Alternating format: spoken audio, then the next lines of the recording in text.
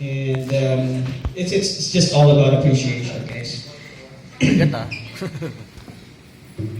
So, I know kota na siya ngayong gabi, so wag na natin siyang bigyan ng pagkakataon niya mag-speech. This is in recognition to his dedication to the service of the training team. One of the more tenured folks who's been supporting us for the years now,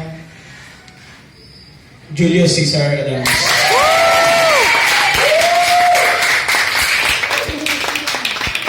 Ganito, hindi ka na mag-speech ko, taka na Brad. In fairness, di pa tulog. Project JC. Oh, tulog na, tulog na.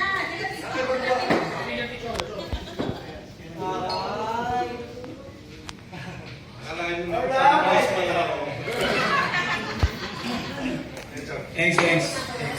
Thank you.